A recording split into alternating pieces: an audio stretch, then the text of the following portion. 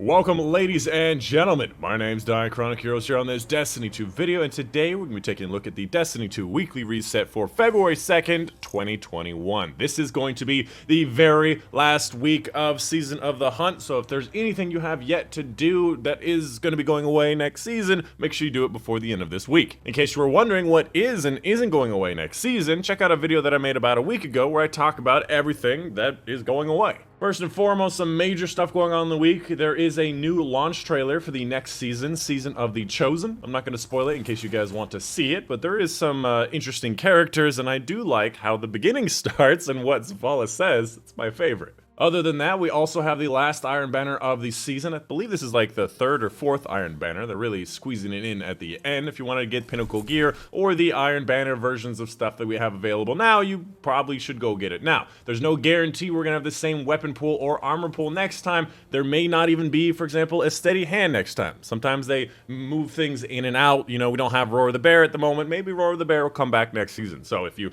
need something that is in the current pool, you got to do it before the end of this week. On top of that, it's also increased Valor, so you can also get your Valor resets if you need that as well. And obviously, if you still have GMs to do, you really got to finish them before the end of the week. As for the Nightfall Ordeal this week, it's going to be Exodus Crash. It's going to be that invisible Vandal dude boss at the end, and he goes invisible and he does the thing, and then GMs, we just push him off the edge. There's a lot to love and hate here. As far as getting 100k, 1250 should work pretty nicely, and the modifiers are going to be Overload and Barrier. The heroic modifier for the week is going to be Void Singe. The weekly rotating Crucible playlist is Clash, and obviously as well we also have Iron Banner, which is going to be 6v6 control, level advantage is enabled, and he has some new stuff in his inventory. As far as the available bounties from Lord Saladin this week, because it is always 4 out of 7 particular bounties, first of all we have capturing zones, we have getting kills while having zone advantage, we have the ability kills in super, and then obviously we have the defeating opponents. And then obviously if you still have not picked up that pursuit, there's a pursuit there, Slaying Dragons, where you can also get a bunch of different drops of armor and weapons along the way. But you can still get everything you want right off the bat. You don't have to finish that quest. Moving on to the Europa stuff, first and foremost for the Emperor Hunt today, we have the Technocrat. As for the Deepstone Crypt Raid Challenge, it's going to be the Core 4. It's going to be taking place in the final boss encounter of the raid, and in this encounter, anytime you break off the jets on the enemy boss, you have to break off all 4 at the same time, which is usually the way people do it normally because it's the faster way, so this one's easy.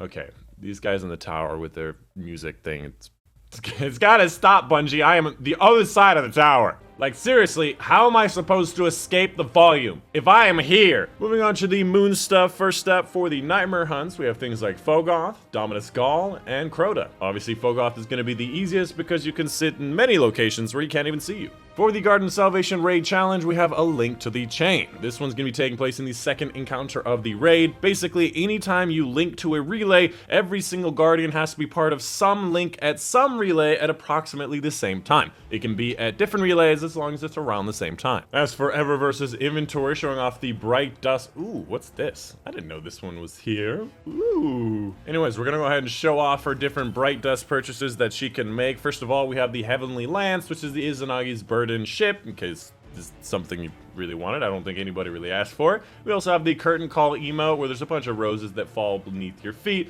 You can also combine this with the dab. Just thought I'd let you know, just because that's what I usually do with it. You got a Ghost Rejection, looks like this. Again, you also have this Carbon Blood, which looks pretty nice on certain weapons. Does look a little bit similar to the Black Armory one, but obviously it's a bit shinier. Can I also just say the fact that the chest is so huge with this, and then the arms are like, it's really funny to me. I don't know why, it really is. For the other Bright Dust section, let's go. We got this Hawk Moon ornament. A lot of people wondering about it. If you wanted it, it's going to be 1,250 Bright Dust, and I do hear they're going to be bringing back more opportunities to get Bright Dust. It's going to be easier to get them, so might as well get it, because, you know, it's Hawk Moon. I use it a lot. Other than that, we also have the Preserving Dance, which looks like this. It's pretty straightforward, just a dance. We got the Halicon Visage, which is one of those weird old-style computer-looking sparrows. We also have, obviously, the Hawkmoon ornament. We have an ornament for the Lion Rampant, in case you want something different, and honestly, I love it. I really need something different. I've been using the same base ornament for a very long time. We have the Keeping Score emote.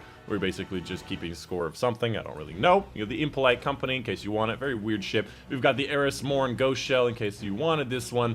Outside of that, we got some transmat effects. We also have some shaders across the bottom. My personal favorite is going to be here, Desert of Gold. Looks pretty interesting on weapons, on armor. Definitely an underrated shader. And then we also have this Suros Modular, which is cool because it looks like red is underneath, and you know, it's weird.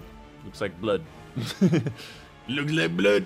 Yep, it looks like blood. And finally, looking at Hawthorne's inventory, showing off her weekly raid challenge. For the Last Wish raid, we have the Summoning Ritual. This is going to be taking place in the first encounter of the raid, and in this encounter, you have to activate all 9 plates instead of just the 6 correct plates and kill the ogres in the middle. This one's easy, just do more plates. Anyways, that is going to be the end of the video. Let me know in the comments down below if you have any questions, concerns. Wow, the moon looks hella tiny compared to that thing. If you guys also wanted to come check out my live streams that I have right after these reset videos, as well as all the times on screen right now, go ahead and check in the description down below for my Twitch link. We oftentimes do raid open lobbies, Nightfalls. We'll probably be doing some Grandmasters so I can finish up my Grandmasters.